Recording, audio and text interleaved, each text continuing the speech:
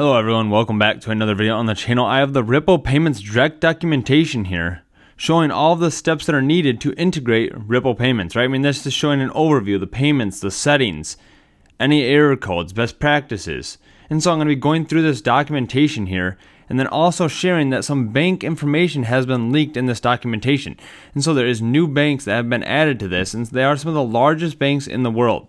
And so if you enjoyed this video, make sure to hit the like button and subscribe for future videos. And so let's go ahead and take a look at Bitcoin here.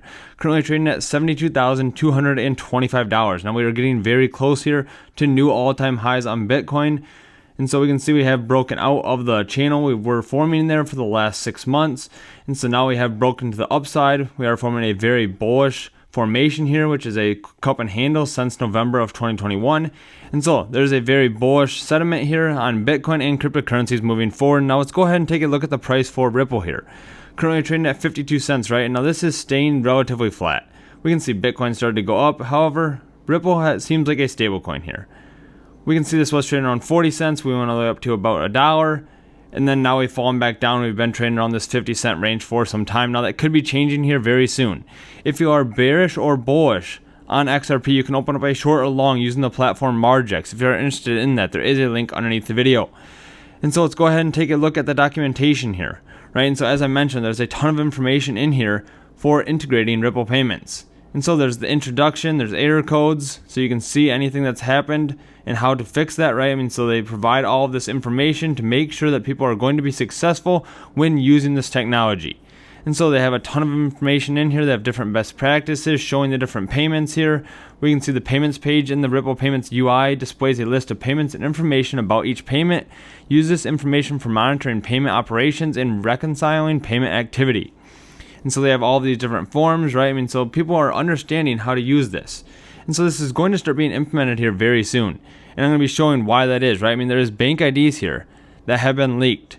And so I already talked about the bank IDs that have been leaked for China, Hong Kong, and Philippines. And so there's a ton of different banks under those. However, Singapore has been added to the list. And so this is massive for Ripple. Ripple is fully licensed to operate in Singapore. And so we can see different banks here. We can see Bank of America, Bank of China, some of the largest banks in the world. We have Bank of India, Bank of Singapore, we have Citibank. And so there is smaller banks on here as well. However, this allows them to transact in Singapore, right? And so if we go ahead and take a look at some of the banks on Hong Kong here, we can see we have some of the largest banks here as well. We have JP Morgan Chase Bank, right? I mean, they were always against Bitcoin and cryptocurrencies.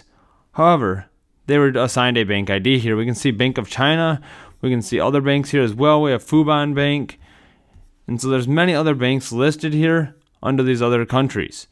And so I definitely think this is something that's very bullish as these banks continue to get IDs assigned to them. And so let's go ahead and take a look at the news here. Ripple is fully licensed to provide digital payment token services in Singapore. Now, this was released about a year ago on October 4th, 2023. And so they have been preparing for this for a very long time, right? Ripple received in-principle approval of its major payments institution license application from the Monetary Authority of Singapore. 4 months after that, Ripple announced that its Singapore Ripple Markets APAC has secured its full MPI license to provide digital payment token services in Singapore. And so Singapore is always known as being a technological leader.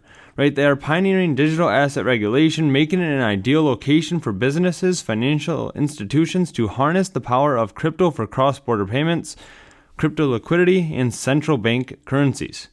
Historically, Singapore has experienced staggering periods of transformation by leaning into technology to support economic growth, invite new investments, and even streamline government services. And so I think this is something that is very positive, right? I mean, the US has been very against Ripple. They've been in a lawsuit for over 4 years, and it does not seem like we're making any progress on that, right? I mean, we're constantly getting close to the lawsuit being completed, then we have an appeal, and then it just keeps going back and forth with zero progress. And so Ripple has to start working with countries that want to adopt the technology, right? That want to see improvements in the payment infrastructure by utilizing Ripple. And so the US maybe will fall behind, right? I mean, there is so much negativity. They're doing this lawsuit. They're not making much progress. well, Ripple might as well look elsewhere, right? I mean, they opened their Asia Pacific headquarters in Singapore, they got their license in Singapore, and now they have assigned bank IDs. And so we can see that regulatory clarity is a major contributor to Singapore's success, proving pivotal to ensuring security and trust for businesses and institutions to explore crypto solutions. While some countries are pumping their brakes on crypto innovation, Singapore is staying well ahead of the curve by future-proofing for its inevitable.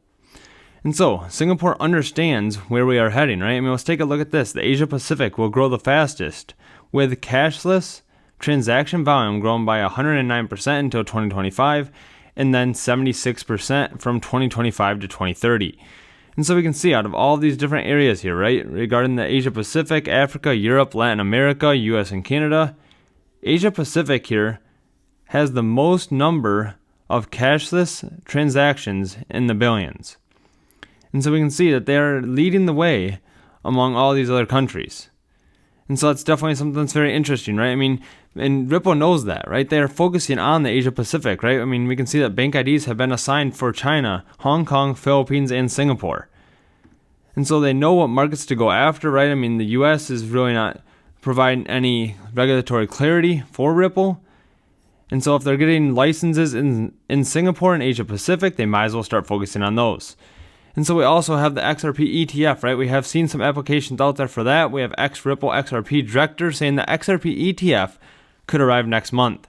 And so former Ripple director Sean McBride has given insights on the time frame for the launch of an XRP-based ETF and what he thinks the effect of this would have on the price of the Ripple coin.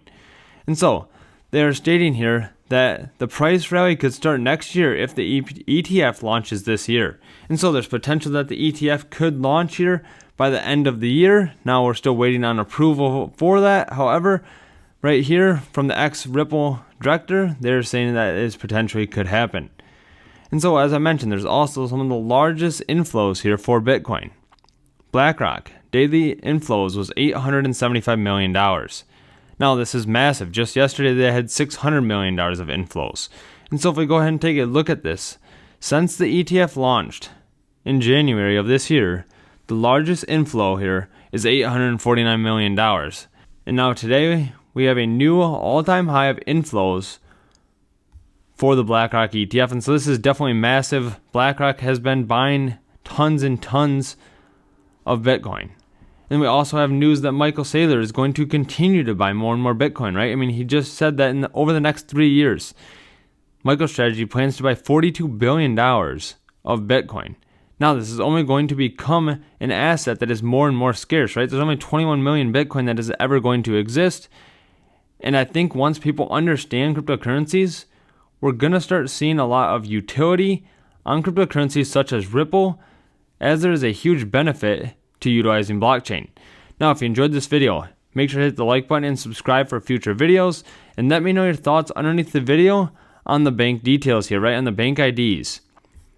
Do you think that we could start seeing implementation here fairly soon based on the Ripple documentation and bank IDs being submitted?